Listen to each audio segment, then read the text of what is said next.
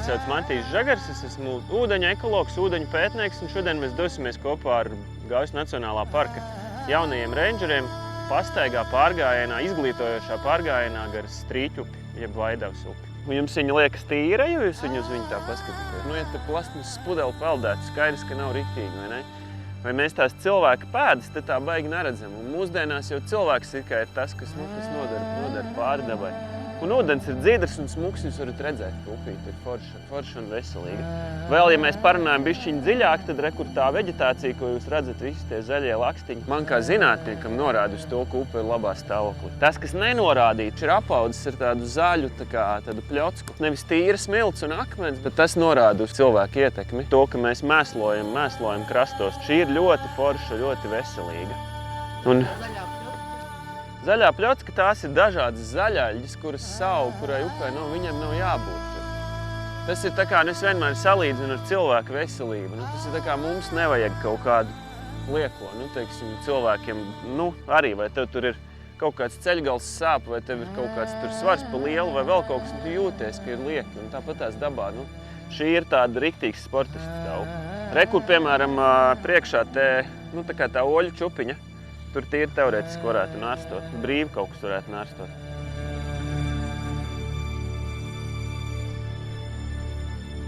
Upe tek, viņa tek vienmēr no augšas uz leju. Ja mēs skatītos topogrāfiski, tad kas vispār ir upe? Tāda zemeslode ir pilna ar ūdeni, pazemes ūdeņi un jūra pēc tam beigās. Un kāpēc viņa tek, tā kā tu saki daļēji?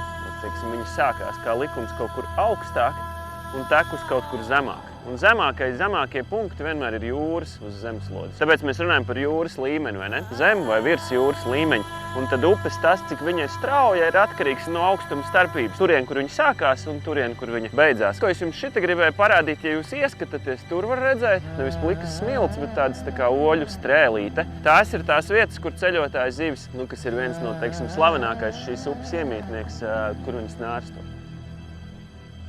Vai kāds no jums ir dzirdējis vai redzējis kaut kādā informācijas telpā, kā tās ceļotājas zivs nārsto? Kāpēc viņām vajag tos oļus? Lai neaizpeld projām tās obolus? Jā, tas būtu vēlams, ka viņas neaizpeld projām uz apakaļ uz Baltijas jūru. Ar vēderu berzējās, procesā tiek iznērsti ikri, tad paps ir turpatās blakus. Viņš savu vīrišķo enerģiju tur atstājis, un tad tās soliņas apaugļojās, un tad viņi ar astēm aiztais ciet. Un kāpēc tie oļi vajadzīgi? Tās soliņas var dzīvot relatīvā drošībā, ka neviens viņas neapēdas, viņām ir skābeklis starp tiem oļiem. Pavasarī viņi izšķelsies, tad viņi ir super maziņi kāpuriņi. Zem 1% ir tādi, kas tiks apakaļ uz jūru, tas pat ir pašos labākajos gadījumos. Tad, kad viņi piedzimst, tad tos mēs saucam par pudeles kakla mirkļiem viņu dzīvē. Tur iet bojā 90% uz līdzenas vietas. Viņi ir tik maziņi, ka jebkas viņus var apēst. Jebkura maza cita zivtiņa blakus, maza forelīte, jebkas var apēst. Ezeros tās ir līdeks, kuras strateģiski evolucionāri piedzimst ātrāk nekā pārējie. Un ezeros ir tā, ka pārējie piedzimsta līdeki jau ir tik lieli, ka viņi visus tos pārējos var ņotskāt iekšā. Tagad viņas, jūs redzat, ir tādas tumšas visas tās oļainās vietas. Tad, kad ienāks ceļotāja zivis, tad viņas notīrīs tās vietas. Tad viņas izskatīsies baltas un noberstas. Ja jūs nenāksiet gluži tā kā drausmīgā troksnī un bļaustoties, jūs viņus redzēsiet. Tas ir salīdzinoši vienkārši, tas nav tā kā lūsi vai vilku mežā satikt. Šitos ir diezgan vienkārši ieraudzīt, jo ka viņiem ir tie mīlas prieka galvā, tad viņi gluži kā cilvēks piekdienas vakarā paliek galīgi durni, un tad viņus var pat pieiet citreiz tādu lielu aiz astes paņemt, jo viņš jūtās tā kā karalis, kurš te neviens man te neko nevar izdarīt. Ja re, kur ir klasiski berzas vieta, šitā vienkārši burvīgi. Nepavelti, te ir nomīņāts. Tie, kas zina, tie nāk un skatās. Un tad šitā ir baigi labā vieta, te var stundu nostāvēt. Mēs maniem sīkajiem bijām pagājuši, viņi teica, jā, mēs varam stāvēt, skatīties to filmu, tā kā stundām ilgi. Šitā ļoti laba vieta. Un nav tālu no tilta, tas smuks, šitas labs spotiņš. Bet redzat, visi tie oļi, viss ir vēl melns, tad zivs vēl noteikti nav bijuši.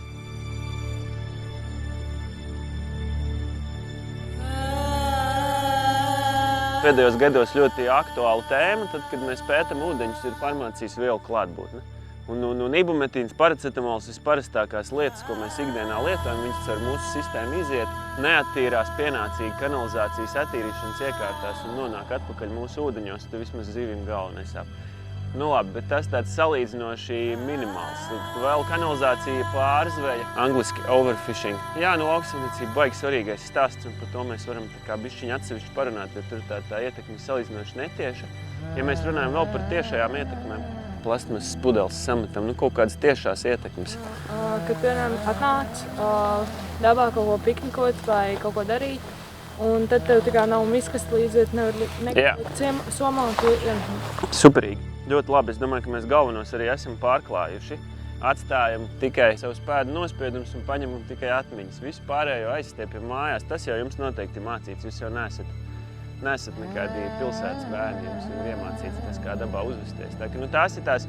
Mēs tagad esam īstenībā superīgi. Jūs esat ļoti izglītota grupa. Mēs esam pārklājuši visu no hidrometeoroloģiskajiem pārveidojumiem, ko kāda no dāmām teica, līdz pat tādām tiešām ietekmēm, kā mēs kaut kādu plastmasu atstājam. Ja, piemēram, tās plastmasas pudeles, tas ir tā, sirdi plosoši, ka tu atstāji vaļēju plastmasas pudeli, viņā salien iekšā visu kaut kādi zvēri, galvenokārt kukaiņi, tikpat labi nelielas čūskas vai vārdas, viņi jau pēc tam netiek ārā. Daba vairāk nespēja, mūsu ir tik daudz, ar mūsdienu medicīnas attīstību mēs tik labi izdzīvojam kā suga. Planētas vajadzībām mūsu ir riktīgi par daudz. 50, 60, 70 gadus apakaļ mēs vēl varējām brīvi iet uz upēm, ezeriem makšķerēt, tā daba spēja atjaunoties tādos ātrumos, ka tā kā tu nolasi tās senas, bet viņas paspēja nākamo lietu attaukt.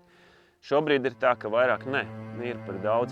Ja mēs domājam par dabas resursiem, sašaurinam to uz ūdeņu resursiem, kaut vai uz to, un tad mēs runājam tajā ekosistēmu pakalpojumu teorijā par tādiem pakalpojumiem, ko daba dod, kas ir vienkārši, ka mēs nākam un baudam, skatāmies, cik tā ir skaisti, tie ir tādi simboliski pakalpojumi, un tad ir tas, ka mēs ēdam, tiešā veidā ūdeņu resursus patērējam. Labi, paejam kādu gabaliņu un paštukojiet par tiem jautājumiem.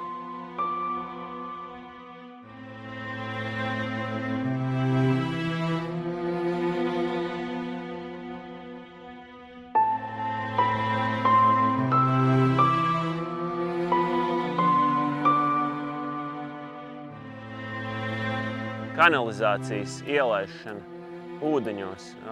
Ko mēs tur lietas labā varam darīt, lai tas nenotiktu? Kas tas posms, caur ko kanalizācijai būtu jāiziet? Attīrīšanas iekārta. Jā, jo atceramies vienu lietu. Tas ir viens un tas pats ūdens. Viņš klāt nerodās. Mēs viņu attīram un raujam par īņķi. Ja? Viņš jau liela daļa no viņa ir attīrīts, viņš nonācis atpakaļ un mēs to pašu dzeram. Tiešām modernas attīrīšanas iekārtas principā noņem visu no ūdens, to, kas varētu būt potenciāli slikts un kaitēt upes ekosistēmai. Kāpēc tas, ka upē iepeld kaka, ir kaut kas slikts? Barības vielas, piemēram, no lauksaimniecības kontekstā mēs mēslojam laukus, kuri ir upes krastā.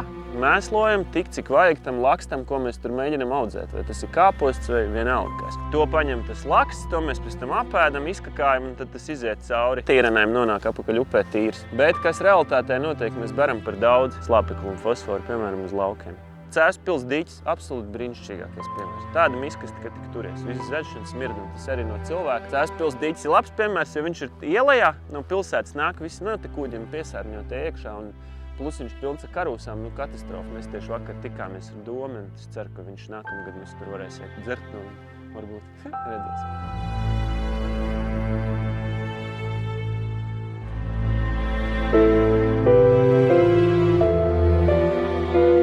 Vai no jauniešiem kāds zina, kāpēc cilvēks vēsturiski ir taisnojis un vēl ar vienu šur tur taisno upes? Tas ir tā kā, lai ar šos pašus lauksaimniecību būtu vienkāršāk. Vienkāršāk kāpēc? Vienādas tā kā formas, tā kā Sēdis kaut kur. Teiksim, ja nelīdzam, tad grūti tā kā apsaimniekot, vienkārši taisnas, vienkāršāk. Principā, jā, pa lielam tā ir. Cilvēks, ko ir izdarījis? Visgalējākā pakāpe. Iztaisnojis to nabaga zvēru un vēl ielicis betonu krastos. Tā, ka viņa no upes pārtop pa sili vienkārši. Jā, tas ir cilvēki. Man gribās domāt, ka tās ir arī mūsu bailes no dabas. Meliorācijas zelta laikmets šajā pusē, tie bija agrīnie padomju gadi, 50. un 60. gados bija industriālais uzplaukums, vajadzēja audzēt cūkas un vajadzēja pabarot lielo padomju tautu, lai apūdeņotu. Taisnoja, dambēja un ko tik vēl nedarīja. Kas ir ar tiem dambiem? Kaut kas ir dzirdēts slikti, labi tas ir, ka mēs būvējam kaut kāds dambus uz upēm. Pirmkārt vienkārši aptur dabisko tecējumu, tad arī zivīm grūtāk, viss, kas ir uz leju aiz tā dambja. Tur vajadzēja konkrēti daudzumu barības vielu, tagad tiek apturēts. Superīgi, jā. Mēs runājam par savienojumību 3 dimensijās. Tā ir šī gareniskā savienojamība, ko tu minēji, kur ceļotāju zivs vienkārši netiek uz nārsta vietām. Ja Daugavas baseins, padomājam, 3 hesu monstrozu kaskādi, protams, ja mēs tagad viņus tur kaut kādi zaļie ekstrēmisti uzspridzinātu, tur viss Rīga būtu zem ūdens un teļuku, mēs vairs nevarētu skatīties, bet nu jā, tas tā. Bet to jau savā laikā, tur, kur tagad ir Rīgas heses, nu, tur bija pirmās labākās lašu nārsta vietas. Pēc cilvēku būvē uz upēm dambis. Elektrībai, lai kontrplātē neaplūst, teiksim, liels pilsētas. Elektrība tas ir tas pamatiemesls. Tagad ir tāda diezgan plaša kustība jau Eiropā ar dambi nojaukšanu. Cilvēks viņu vairs vispār nekādā veidā neizmanto, bet no vietējiem iedzīvotājiem milzīga pretestība. Tāpēc, kad redz tur kāds reizēm noķer vienu breksi un kāds kaut kad izpeldās, tā, ka viņš ar tiem dubļiem tur var iebrist. Cilvēks nemaz negrib apakaļ uz to dabiskošu. Man citreiz cilvēki saka, ka visas zivs taču ir zivs, tā kā visi putni ir vārnas. Kā tie putni dalāts vārnās, gulbjos un zvirbuļos.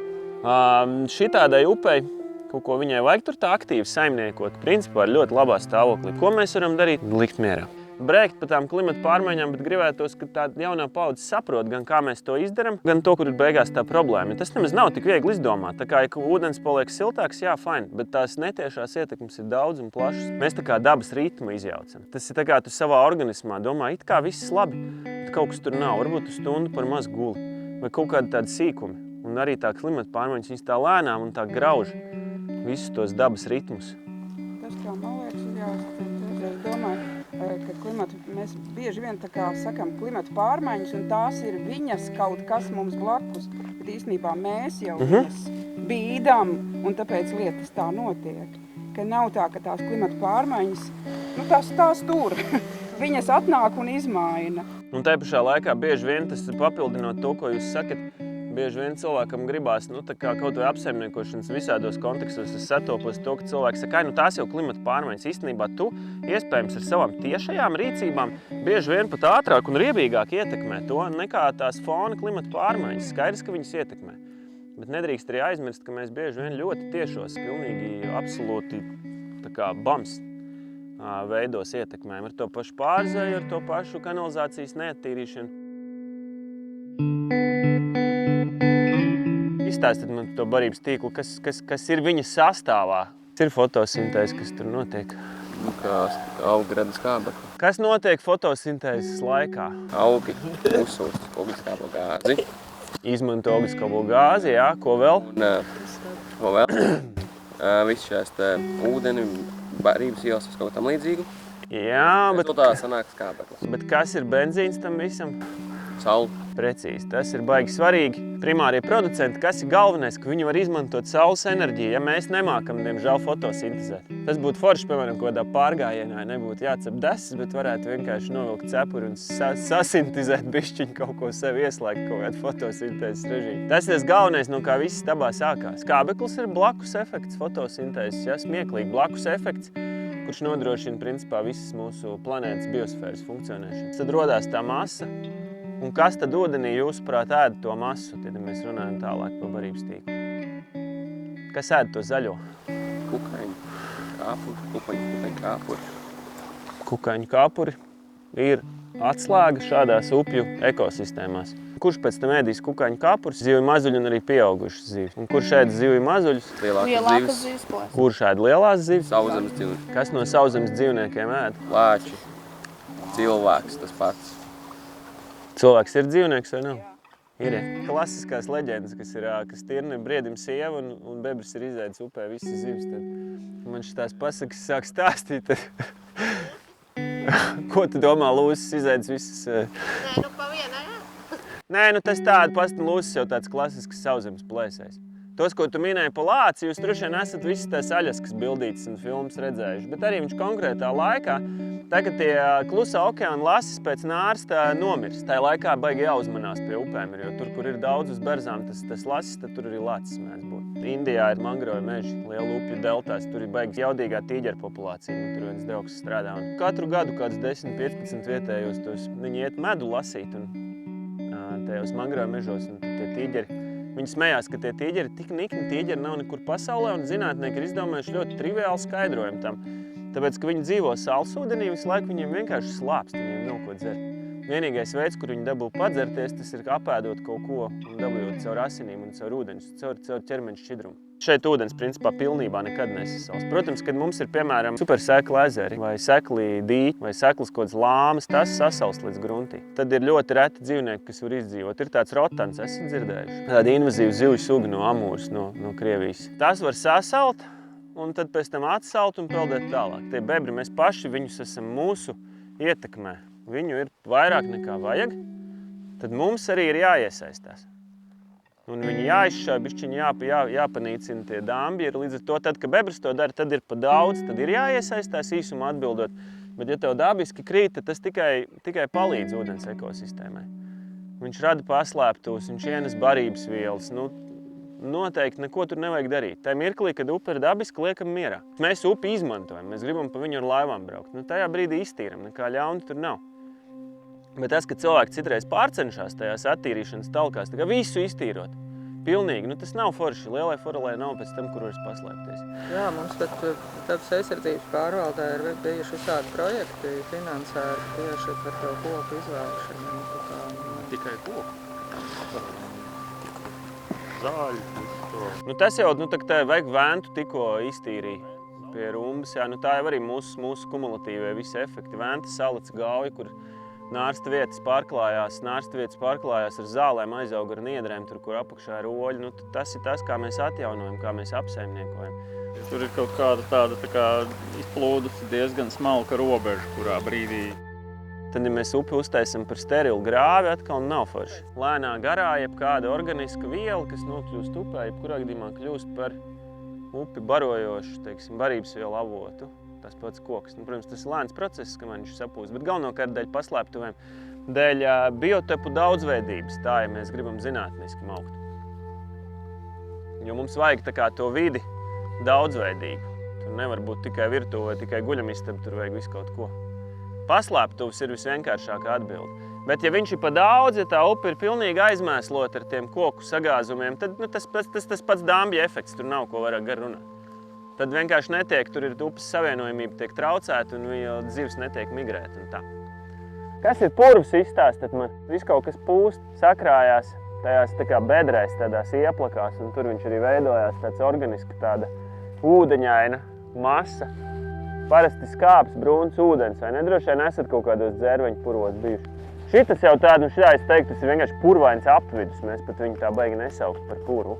Uz jebkura akmeņa jūs viņu paņemat, re, kur ir viss barības tīkls. Dzīves vide, akmens, tālāk, re, kur ir pirmproducents, tas ir šitie ūdensaugi, un turpatās var atrast, mēs tikko atradām vaboļu kāpurus. Un visādi kukaiņu kāpuri, tagad rudenī viņu daudz ir. Šita, re, kur ir makstene. Makstenes kāpurs ir uzbūvējis sev māju, viņi sev mājas būvē no akmeņiem, no smiltīm. Šitas ir kaut kāds spārs kāpurs. Ja jūs paskatāties, jūs jau varat iedomāties, ka te būs spārni. Šitā būs tā asta, un te, kur ir makstene. Katrā viņā ir mikrokosmos. Man liekas, tas ir tas labākais izglītošanas rīks. Kā jums liekas, mēs ūdeni varam dzert visur? Visur nē. Trautiņos, jā. Es teiktu, ka vēl ar vienu ir tieši tik skaisti, ka lielā daļā no Latvijas ezeriem var droši dzert ūdeni. Mēs tiešām dzīvojam diezgan zaļā valstī. Šitā jau forši tāda dzīva upe. Tāpatās viņi ir bišķiņi par zaļu. Kaut kā ideāli kalnos viņa nebūtu. Viņa tomēr ir mazliet par zaļu. Tā ir mans subjektīvs tāds, uz aci. Ir bišķi par zaļu, bet tas ir neizbēgami. Mēs dzīvojam tādā laikmetā, kādā dzīvojam, tur neko. Pat teču purvā tu redzi kaut kādas netiešas klimata pārmaiņu ietekmes. Cik uz planētas ir tās neskartās vietas kaut kur pašos ziemeļos. Kā 21. laikmeta iedzīvotājs var ieteikt, ir tāda aplikācija Seek. Ieslēdz un fotografē. No visām pusēm viņš pat līdz sugai nosaka tiešām foršs agregāts. Tas jāatcerās, ka skābeklis vienmēr nāks no atmosfēras. Viņš, protams, nāk no pašiem tiem pirmproducentiem ūdenī, bet viņš pamatā iziet ārā, un tad šito ūdens kustību vajag, lai viņu apskābekļotos. Un tad tā vide ir apskābekļota, un tie dzīvnieki, kas viņā dzīvo, ir pielāgojušies pie augstas skābekļu bagātas vides. Nāk klimata pārmaiņas vai cilvēks sagāž iekšā kanalizāciju, organiskām vielām noārdoties, skābeklis tiek patērēts, skābeklis paliek mazāks un upes ekosistēmas atkal cieš visādos netiešos un tiešos veidos. Tas ir tā kā, ka, man liekas, ir vērts ar rokām kādreiz paēst. Tu sajūti to ēdienu, nevis tikai caur bleķi, tāpat šeit tiekā pa plikām kājām, tu pagramsties gar viņu. Un tas arī bērnos, man liekas, rada to interesi pētīt un kļūt par zinātniekiem.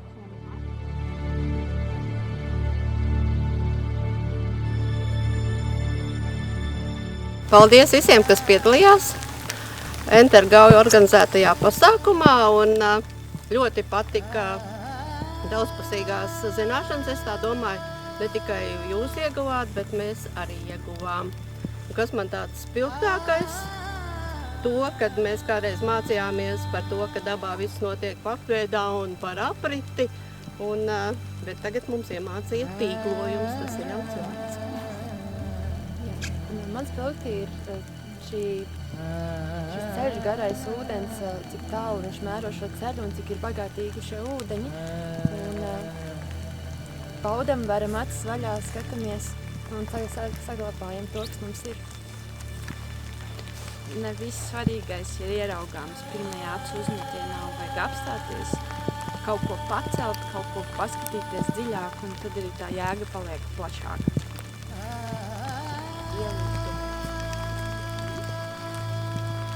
Man droši vien, ka bija arī ielīdz upē, un vienkārši, ka viņi smuki tā upi izstrās.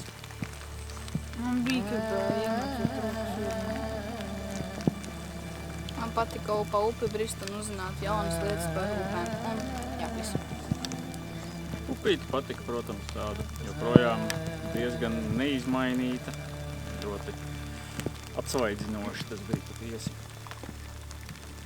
Man visvairāk patika mūsu šīs ekskursijas vadītājs, jo no viņa veš tāds īsts eksperts savas jomas. Patika pabrādījāt par upīti, uzzināt daudz ko par kaiņiem, kas dzīvo uz akmeņiem, jo es nezināju, ka tik daudz, kas var dzīvot uz viena akmens. Un tas bija forši, jā. Paldies. Es uzzināju arī par tiem akmeņiem, ka tur kaut kas dzīvo. Man likās, ka akmeņi kā akmeņi, ka tikai kaut kas uzaug.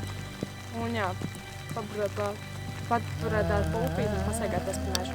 Jums visiem tik gaišas acis un tāds jūs sekojat līdzi, un man liekas, ka ja tā, es te būšu banāls un teikšu, ja tādi jaunieši būs vairāk, tad mums arī nākotnē rādās gaišāk šai republikai.